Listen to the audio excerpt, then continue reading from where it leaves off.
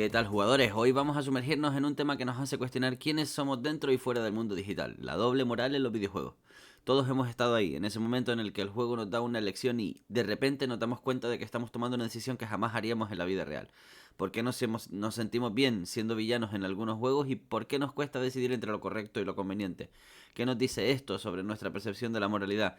En este episodio exploraremos cómo los videojuegos nos ponen frente a dilemas éticos, cómo nuestra identidad virtual influye en nuestras elecciones y qué podemos aprender de todo esto cuando apagamos la consola. Así que acomódate, ajusta tus auriculares y prepárate para un viaje por las decisiones más polémicas de los videojuegos. ¿Listos para el respawn mental? Vamos allá. A continuación les voy a hacer una breve explicación del concepto de lo que yo creo que es la doble moralidad y la toma de decisiones en los videojuegos. Obviamente esto se presenta en situaciones en las que el videojuego te da un libre albedrío y tienes que tomar decisiones acerca de cuál será tu comportamiento o el comportamiento de tu personaje en la narrativa establecida. Tenemos juegos en los que tienes una libertad considerable, véase Grand Theft Auto, Red Dead Redemption, Fallout, Fable, Undertale. Juegos en los que el roleplay, en los que la actuación de tu personaje variará en función de cómo quieres actuar tú en el videojuego. En la mayoría de los casos son juegos que te plantean el divagar en una personalidad de dudosa moralidad con el hecho de virtualizar el concepto de bueno o malo que tenemos en la vida real y con el fin de disfrutar de acciones que en la vida real, pues por la moralidad, por las leyes, no nos permitiríamos, como es el matar, el drogar a alguien, el vender droga, el qué sé yo, el traicionar a tu mejor amigo, todo este tipo de cosas que en los videojuegos sí nos permitimos hacerlo. También es verdad que nos plantean problemáticas desde una perspectiva diferente. En la vida, en el videojuego podemos ver como nuestro mejor amigo nos traiciona y le vende un burro que nosotros necesitábamos para una misión en específico al campesino de turno en lugar de a nosotros, y decidimos pues devolver esa traición.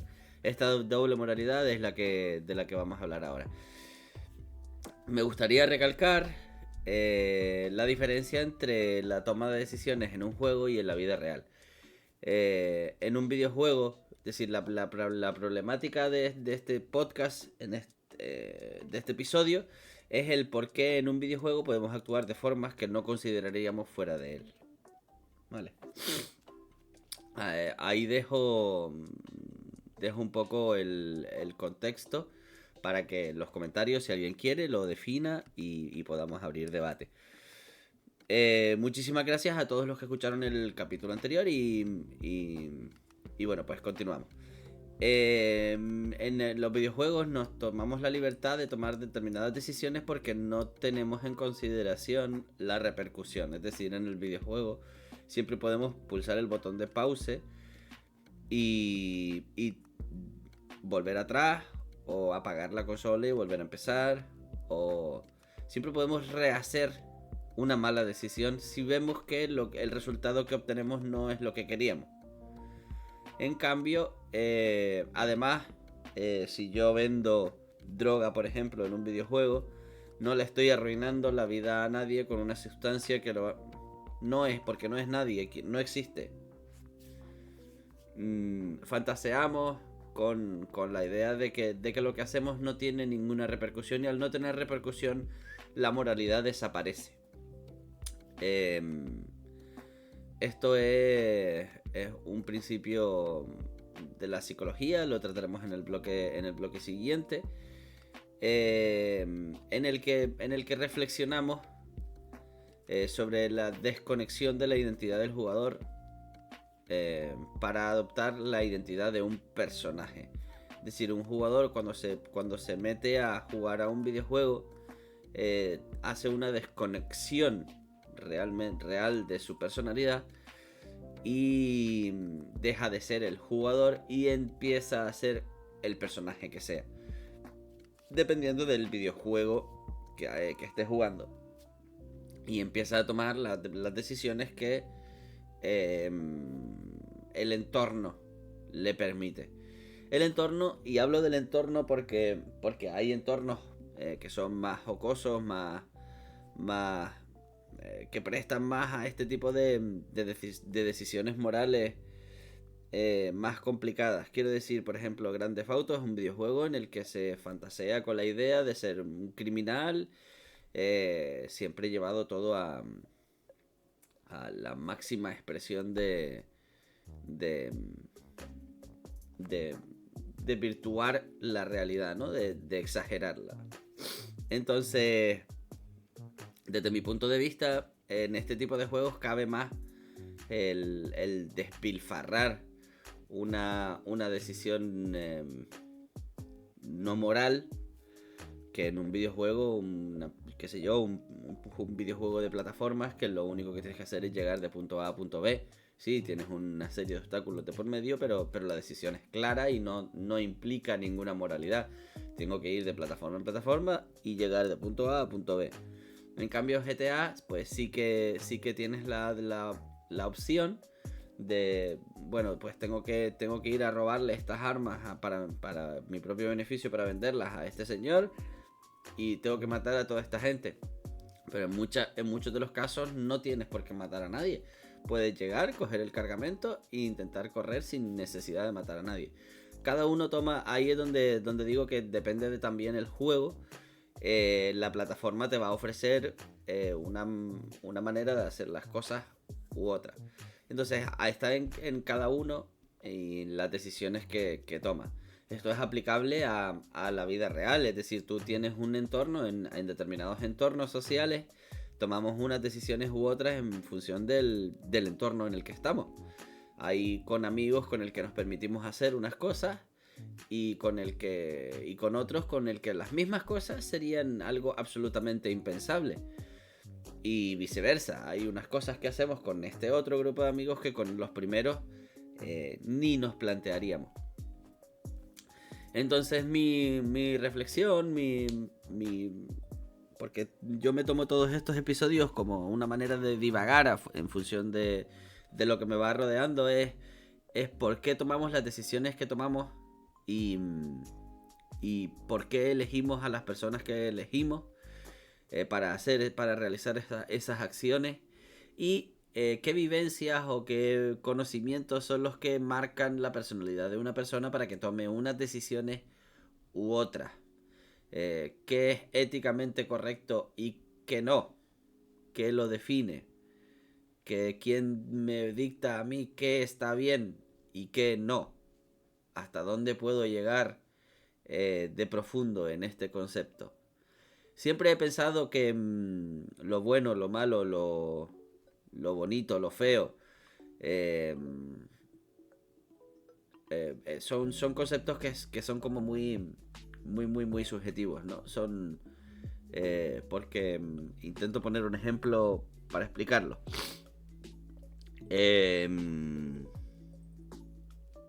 Si mi jefe me expone una manera de hacer una tarea, vamos a llamarla, qué sé yo, una tarea cualquiera, da igual la tarea en realidad, me expone una manera de hacer la tarea y yo encuentro una manera más efectiva de hacerla, pero a mi jefe no le parece bien, aunque yo haga la misma tarea en menor tiempo, si a mi jefe no le parece bien, está mal. No es un improvement. En cambio, la misma tarea con mi manera de hacerla a otro jefe le puede parecer bien. Entonces esto, lo que quiero explicar con esto es que bien o mal, bonito o feo, todo este tipo de cosas son muy subjetivas. Todo va a depender del prisma del que se mire, y es algo que prácticamente siempre he tenido yo por bandera en mi vida, ¿no? El hecho de que no es la acción, sino es la intención. Lo defino. Una persona gesticulando mientras habla con las manos sin querer, en un gesto un poco más exagerado, le da un golpe a la persona con la que está hablando enfrente. Todos entendemos que es un golpe sin querer y la persona que está enfrente, obviamente, hombre, podría, pero lo normal es que no se ofenda, que piense, bueno, pues me dio sin querer y ya. En cambio, cambio la acción, misma conversación, pero yo levanto la mano y ¡flash! Le doy una cachetada. Aquí la acción es diferente y la interpretación de la acción es diferente, aunque realmente el hecho es el mismo. Le he dado un golpe a quien tengo delante. El hecho es absolutamente el mismo. Lo que pasa es que en uno denoto intencionalidad y en el otro no. Y de ahí sacamos la ética. Entonces vamos a intentar ahora ya meternos en el siguiente bloque del podcast, que es la psicología y la ética de las decisiones morales en los videojuegos. Vale, tal como hablábamos en el bloque anterior, vamos a preguntarnos en primer lugar qué dice la ciencia sobre la forma en que tomamos decisiones en los videojuegos. Pues bien, yo he hecho un breve trabajo de investigación y dice así: estudios sugieren que en entornos virtuales los jugadores pueden tomar decisiones más arriesgadas o moralmente cuestionables porque no hay consecuencias reales. El modelo de distanciamiento moral explica que cómo los videojuegos crean un espacio donde las reglas morales pueden ser distintas a las del mundo real. La disociación cognitiva permite que los jugadores experimenten con diferentes roles sin afectar a su moralidad en la vida real. Y ahora ya voy a entrar a hacer yo mi análisis personal de estas tres afirmaciones. Por supuesto que los entornos virtuales, como decíamos en el primer bloque, no hay consecuencias reales sobre nuestras acciones. Entonces, si yo mato a un personaje, si yo decido robarle todo su dinero, si yo decido hacer que pierda su trabajo, si yo decido... Bueno, un montón de decisiones que sabemos que pueden arruinarle la vida a cualquier persona en la vida real. En los videojuegos las tomamos de manera inconsciente y automática. Es decir, ya viendo series como, qué sé yo, pues voy a nombrar una serie que probablemente hayamos visto todos, Friends.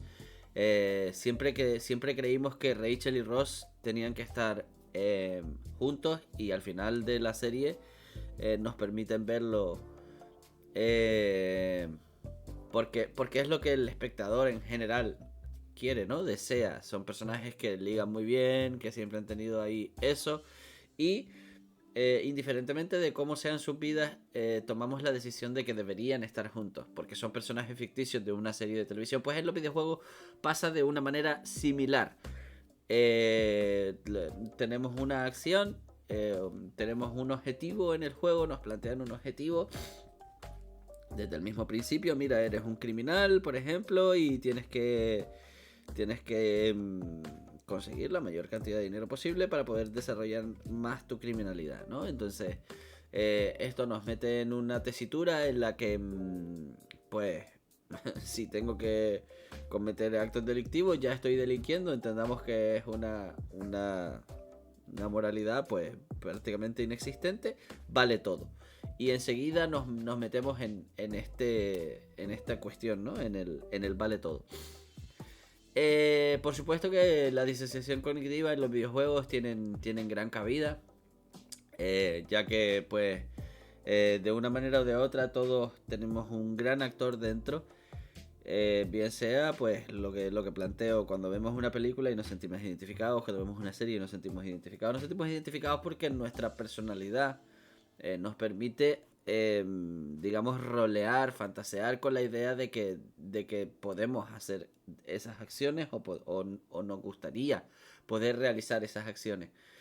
En los videojuegos la disociación cognitiva lo que nos permite es desvirtuar el personaje que estamos llevando a cabo con lo que somos realmente en la vida real. Es decir, nos permite tener una actuación... Es que quiero poder explicarla sin intentar utilizar demasiados tecnicismos, pero hacer una retroinspección y exteriorizarla. Voy a decirlo así. Es decir, en general a todos nos atrae la idea de comportarnos de una manera diferente a la que en nuestra vida hemos establecido como patrón, ¿no? Es decir, cuando uno es de una manera, realmente yo no creo en que nadie sea de ninguna manera. Todos tenemos la opción de ser diferentes en todo momento y de actuar diferentes con todo el mundo y de afrontar las decisiones diferentes. Pero bueno, cuando uno ya ha tomado la decisión de reaccionar a determinadas acciones de una manera, resulta que le parece atractivo, empieza a parecerle atractivo cuando ve funcional una manera de actuar que no es la que normalmente tomaría. Vale, y esto nos lo permite la disociación cognitiva. El modelo de distanciamiento moral pues explica que los videojuegos crean un espacio donde las reglas morales pueden ser distintas a las del mundo real. Esto es un estudio que se hizo en Estados Unidos hace muchos años y pues que permite a los creadores de videojuegos entender el por qué los jugadores adoptan una serie de normas que no son las habituales. Es decir, entendamos que existió un juego como Carmageddon, un juego en el que ya desde la misma portada era bastante... tenía bastante controversia. Era un hombre al volante disfrutando mientras atropellaba gente. Era un videojuego de carreras en el que había que recorrer unos circuitos atropellando gente. Atropellar gente te daba más velocidad, te daba más puntos y conseguías mejores cosas entre más gente atropellaba. De hecho, es más, se frivoliza tanto con la falta de ética en este videojuego que pues que atropellar embarazadas te daba más puntos, atropellar a minusválidos, a gente que iba en silla de ruedas, también te daba más puntos y más velocidad. Es decir, aquí es uno de los videojuegos, este videojuego del que hablo es uno de los videojuegos en los que me parece a día de hoy que es el único videojuego que se ha censurado en Estados Unidos, si no me equivoco, para que entendamos un poco de la gravedad del videojuego. Y bueno, pasamos al estudio de casos que nos obligan a tomar decisiones difíciles. Juegos como The Last of Us, Spec Ops The Line, Paper Please. Vale, Spec Ops The Line es un juego en el que manipula al jugador para que cuestione sus propias acciones y el concepto de la obediencia ciega. Vale, es un juego en el que pues hay como una especie de camarilla que maneja a un grupo de operaciones especiales y obviamente lo hace desde el anonimato, y las operaciones especiales han sido entrenados para obedecer órdenes y aunque la intención de quien le da la orden no sea buena, pues estos cumplen hasta que se dan cuenta de que sus acciones están teniendo una repercusión negativa. Pasa lo mismo en un juego que se llama Papers, Please. Este quizás es menos popular. Es un juego en el que vamos a ser técnicos aduaneros. Vamos a trabajar en la aduana de un país soviético, decidiendo quién entra y quién no entra. Entendemos que es un entorno en el que hay guerra, en el que, bueno, pues estamos decidiendo quién entra y no entra en un estado de pobreza bastante absoluto. Entonces nos toca tomar la decisión nos dan unas directrices de mira, pues si no tiene esto no entra, si no tiene tal, y te viene gente pidiéndote por favor que pases, que hagas un poco la vista gorda, que si no, que lleva 3 meses para poder entrar, que su madre está enferma y se va a morir en breve. Entonces como técnicos aduaneros, ¿qué harías cuando a alguien le falta, se le caducó ayer el pasaporte y necesita entrar en su país porque su madre se muere? Ahí es donde la toma de decisiones se vuelve un poco más complicada, porque también sería complicada en un entorno real. Quiero decir, esta decisión sería, si fuésemos los mismos técnicos aduaneros en un entorno real, probablemente al 80% de las personas nos costaría tomar esta decisión, ¿no? Mire, su madre se va a morir y lo único que tiene mal es un número en el pasaporte. Todo lo demás lo cumple. Entonces, bueno, pues hasta aquí ahí es a donde quiero llegar. Espero que este ejemplo sí haya terminado de poner la guinda en el pastel. Entonces vamos a hablar de las diferencias entre la moralidad programada en los juegos y la moralidad subjetiva de cada jugador. Vale. Muchos juegos presentan sistemas de moralidad binarios, bueno o malo, mientras que en la realidad las decisiones suelen ser más grises. Esto lo explicaba antes, ¿no? El que lo bueno o lo malo en realidad es subjetivo. El ser humano en cada país incluso es diferente. Hemos establecido unas normas, unas directrices entre lo que es bueno y lo que es malo. Y esto lo hacemos un poco, quiero pensar que entre todos, depende del sistema político de cada país.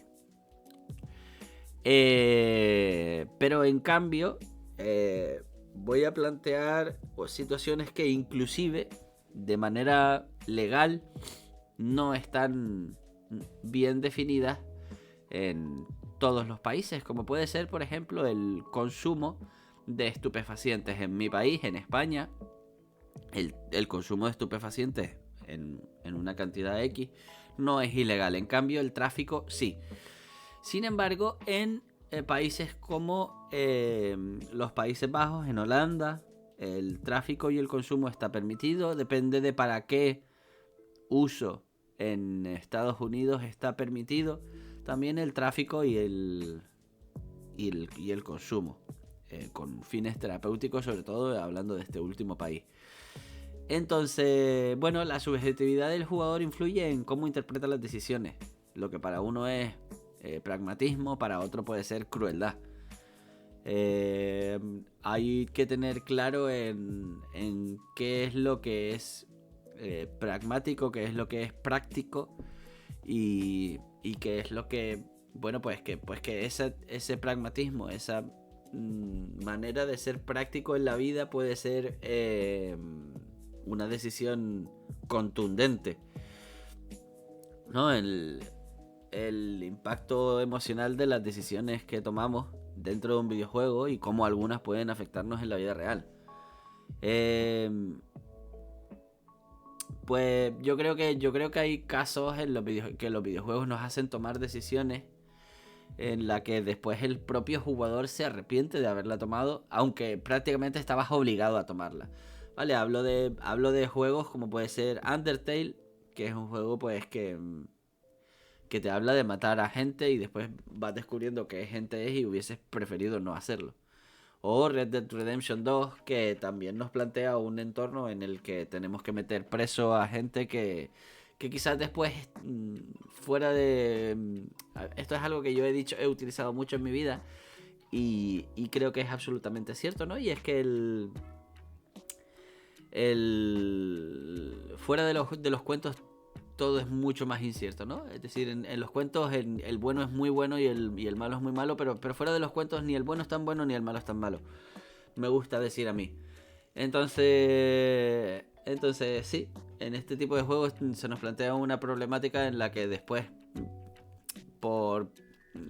en un 90% de los casos, no voy a decir todo el mundo, hay quien le daría igual las decisiones que ha tomado, pero en un 90% de los casos, en un alto porcentaje, yo creo que todos los jugadores nos hemos sentido arrepentidos de haber tomado las decisiones a las que nos han forzado a tomar.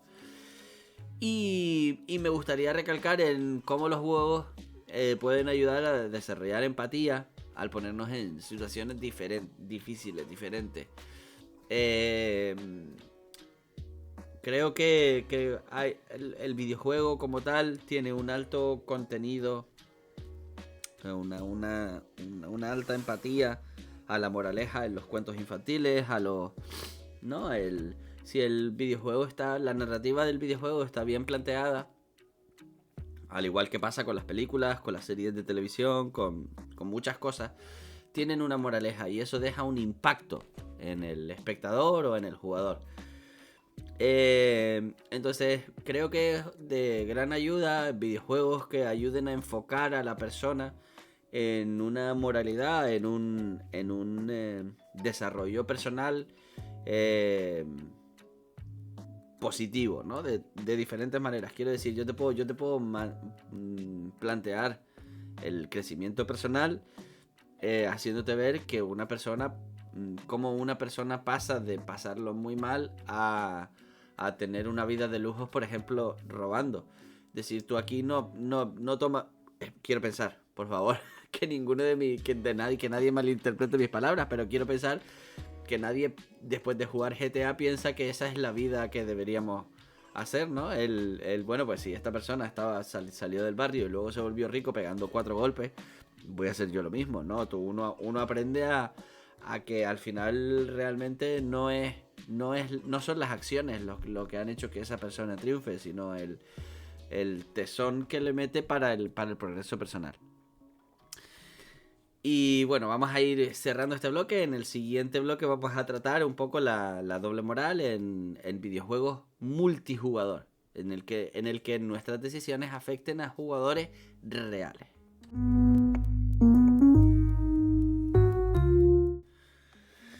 Y vale, a continuación vamos a hablar de cómo cambia la percepción moral cuando jugamos con otros. Obviamente no realizamos las mismas acciones cuando asumimos el mando de nuestras decisiones y afectan a 4 píxeles que son los que conforman la persona, o sea, los píxeles de los que está hecho la persona a la que molestamos cuando es un parte del videojuego, a cuando tomamos una decisión y afecta directamente a otra persona.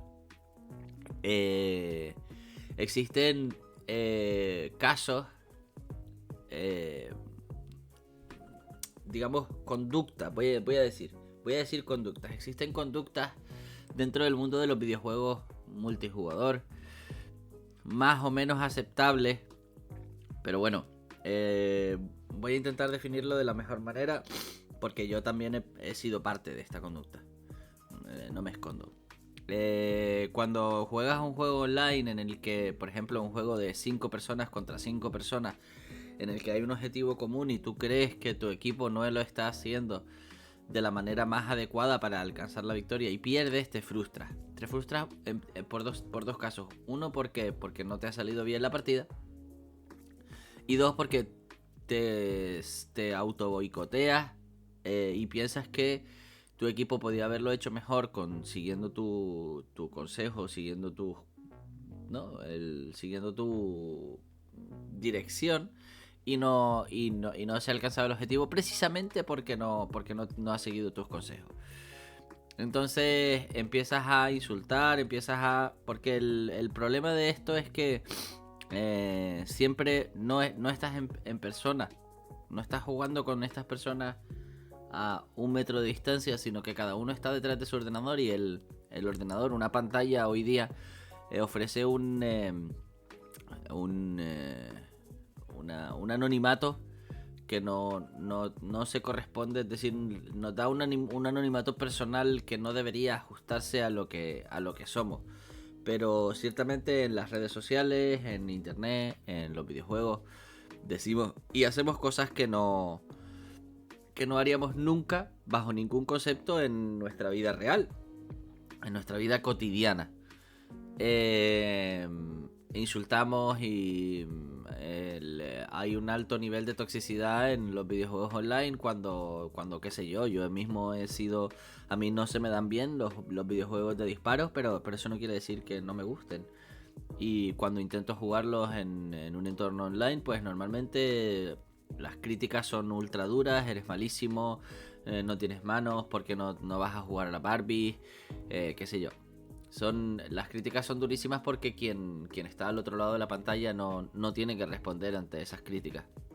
Y es un tema que en muchos casos yo me gustaría que quien escucha este podcast reflexionaría, porque yo he sido así y gracias a Dios he crecido personalmente y he crecido en edad también, he madurado, entonces pues me da para entender que este tipo de toxicidad no es sano en ningún caso ni ayuda nunca a ninguna partida. Entonces, bueno, pues invito a todo el que me oiga que en algún momento sea así, que reflexione acerca de lo que hace. Existen juegos que nos incitan directamente a traicionar y a engañar a personas reales. Hablamos de juegos como ya en su momento en Garry's Mod existía el Traveling Terrorist Town, que básicamente tiene el concepto, el mismo concepto que el Among Us, que es un juego quizás más conocido en la actualidad, y está basado pues en juegos de mesa como el Hombres Lobo de Casto Negro. Y básicamente es un entorno en el que nos planteamos el que somos pues un determinado número de jugadores. Tiene que ser un número de jugadores relativamente alto porque entre menor probabilidad de que seas tú, pues mayor probabilidad de éxito para quien tiene que realizar las acciones cuestionables. Y vamos a poner en un mínimo de 8 jugadores. Tiene que haber uno que es un traidor, que hace exactamente lo mismo que el resto, pero su objetivo en el juego es matar a todos los demás, sin que nadie se entere de que es él. Claro. Entonces, aquí el propio juego nos da una moralidad. No me das un porqué, no me das... cuestionable, voy a decir. Existen juegos que nos plantean problemáticas forzadas, similares, como puede ser DayZ, que nos invita a convivir en un entorno hostil. Es básicamente un juego de supervivencia militar en un entorno post-apocalíptico con zombies. Pues obviamente llega un momento en el que si tienes que vender a un compañero para sobrevivir, lo vendes o similares. O otros juegos quizás que requieren de más planificación, de más estrategia, como EVE Online, que es un juego en el que pues tienes que ir, eres almirante de tu propia flota de naves espaciales y pues tienes que ir por ahí conviviendo en el espacio con otras personas. Obviamente ahí llega un momento en el que tienes que, para poder seguir progresando, tienes que invadir el territorio y los recursos de otra persona porque con los tuyos no te alcanza.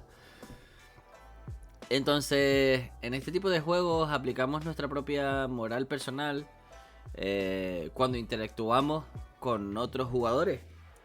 Y probablemente lo haríamos exactamente igual si esos otros jugadores también no significaran nada. Pero es que cuando sabemos que son otros jugadores, ya entran,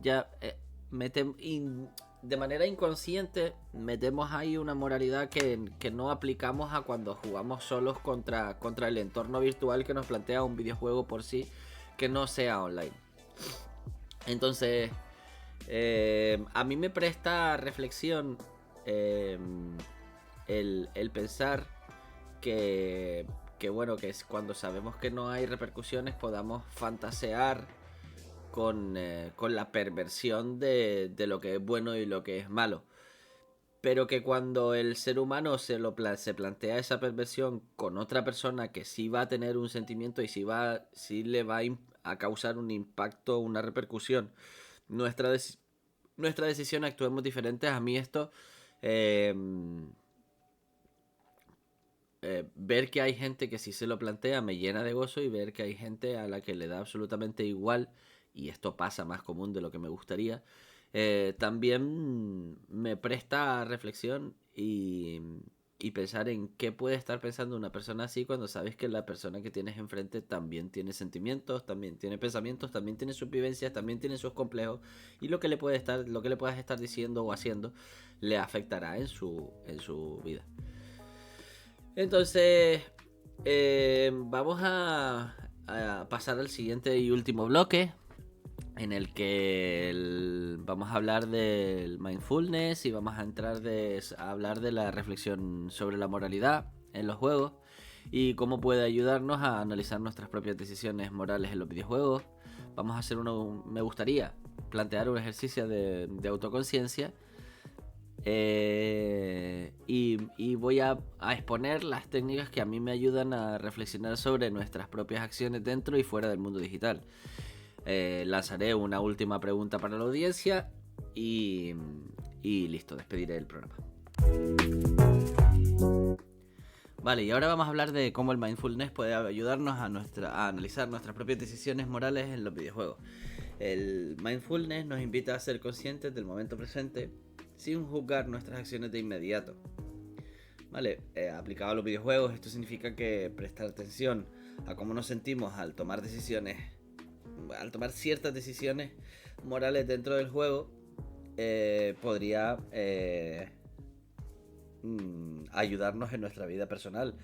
En nuestra vida personal, no cada uno va a tener que tomar unas decisiones X, las que sean, en su vida, y el poder analizar cómo nos sentimos cuando tomamos decisiones en un entorno que no es real, podría ayudarnos de manera moral a afrontar determinadas situaciones que en un entorno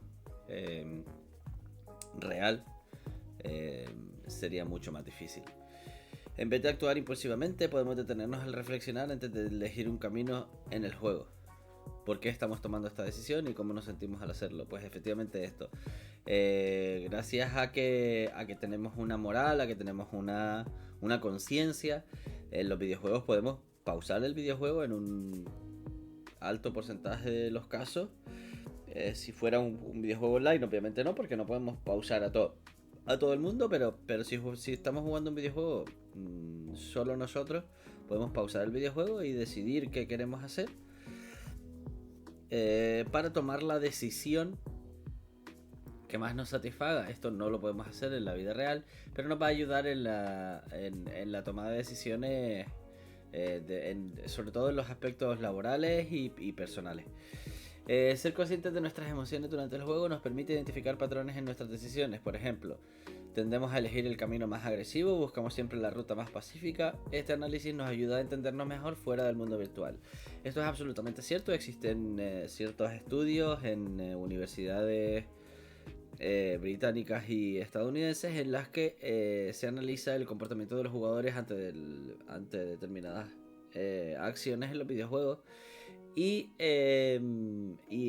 se aplica, y cómo aplican ellos estas digamos, decisiones después al mundo real. Esto es absolutamente cierto. Si tú eres una persona que, qué sé yo, tiene que asaltar, existen videojuegos en los que tienes que asaltar zonas plagadas de enemigos, y eres una persona que desde el segundo uno entra pegando tiros porque tácticamente eres muy bueno y tienes mucha puntería y te puedes permitir el lujo de ir de frente y matarlos a todos. Probablemente seas una persona que en la vida real haga las cosas exactamente igual. Va de frente y va pegando tiros con todo. Y bueno, pues ya veré lo que hago luego. Iré improvisando a medida que me vayan surgiendo más problemas por haberlo realizado así. O por el contrario, eres una persona que asalta el mismo campamento, pero intenta ganar desde el sigilo la espalda de cada enemigo para matarlo sin que se enteren todos los demás, y al final todo el mundo está muerto sin que nadie se entere. Esto quiere decir que en tu vida normalmente aplicas, eres una persona mucho más pasiva, mucho más reflexiva, mucho más no te gusta confrontar determinadas situaciones y por lo tanto las evitas. Entonces, al analizar cómo son nuestros comportamientos en los videojuegos, puede ayudar a entender cómo somos y cómo obramos en la vida real para afrontar determinadas situaciones. Algunos juegos están diseñados para generar reacciones emocionales intensas. A través del mindfulness podemos aprender a manejar estas emociones y trasladar ese control a nuestra vida cotidiana, fundamentando una mayor autonomía y empatía. Pues básicamente lo que acabo de mencionar en este enunciado. Algunos videojuegos, como puede ser The Last of Us, en muchos casos, sobre todo en las nuevas versiones, God of War, Horizons, hay muchos videojuegos que Death Stranding, que te fuerzan a tomar decisiones, sobre todo desde la conciencia personal. Y entonces esto lo mejor es que aprendamos a reconocer cuáles son nuestras decisiones y cómo queremos afrontar estas decisiones para poder entender cómo lo haríamos en un entorno del día a día, ¿no? En una vida cotidiana. Entonces, como ejercicio de autoconciencia, me gustaría que, sobre todo la parte de mis oyentes que me escuchan y juegan videojuegos como yo, que nos observemos cómo nos sentimos después de tomar decisiones difíciles en un juego. Tanto decisiones difíciles en un juego online estratégico como puede ser Fortnite y la decisión de dónde caigo, o si disparo o no disparo, o qué sé yo, o la táctica que voy a utilizar para afrontar determinada situación, o en videojuegos mucho más enfocados al roleplay, como puede ser GTA, o como puede ser Red Dead Redemption, o como puede ser Fable, o como puede ser, qué sé yo, otros juegos de rol, en los que Baldur's Gate, hay muchísimos, en los que la toma de decisiones me gustaría que hiciéramos un ejercicio de autoconciencia en estos videojuegos de cuáles son las decisiones que tomamos. A mí me gustaría que todo esto que estoy hablando, sobre todo más enfocado a la gente que como yo, como digo, juega videojuegos, sirviera como técnica para reflexionar sobre nuestras propias acciones dentro y fuera del mundo de los videojuegos, fuera del mundo digital. Ya que bueno, en definitiva, nuestra conciencia, nuestra manera de pensar, si hacemos ejercicios de autocontrol, pues, diferentes ejercicios mentales, podemos llegar a modificar y perfilar nuestra personalidad, y los videojuegos nos ayudan a identificar cuándo queremos hacerlo y cuándo no. Entonces me gustaría lanzar en este sentido una pregunta para la audiencia que me gustaría que dejaran en los comentarios, y es la siguiente: ¿te has sentido culpable por una decisión en un videojuego? ¿Qué aprendiste de ello? Déjenmelo ahí en los comentarios.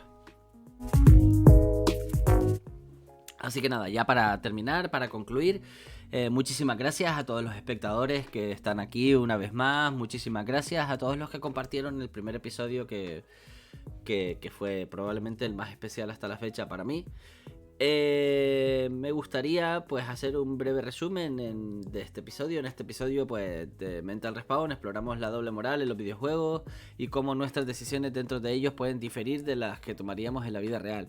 Analizamos sistemas de moralidad en juegos como Red Dead Redemption, Fallout y Undertale, y discutimos el impacto psicológico y ético de nuestras elecciones. También abordamos el papel de mindfulness en la toma de decisiones dentro del juego y cómo este enfoque puede ayudarnos a reflexionar sobre nuestras acciones. Finalmente cerramos con una invitación a la audiencia a compartir sus experiencias y a seguir explorando el fascinante vínculo entre videojuegos y moralidad. Me gustaría también, aparte de que respondan a la pregunta que he lanzado, que haya más interacción de mi audiencia, que me gustaría invitarlos a compartir alguna experiencia en videojuegos en los comentarios, a dar su opinión sobre algún tema en específico del podcast, porque esto va a hacer que a vista futuro yo pueda inclusive incluir una sección en la que pues responda a vuestras cuestiones de los comentarios. Para el próximo episodio pretendo tener un episodio con llama visual, y bueno, pues me gustaría que también en los comentarios dejaran si en futuros episodios les gustaría que tocáramos algún tema en específico. Y agradecer muchísimo a Swifty toda su colaboración en la promoción, en la edición de muchas de las cosas que este podcast requiere. Así que muchísimas gracias por haber estado ahí una vez más, y nos vemos en 2 semanitas. Nos vemos en el siguiente Respawn Mental.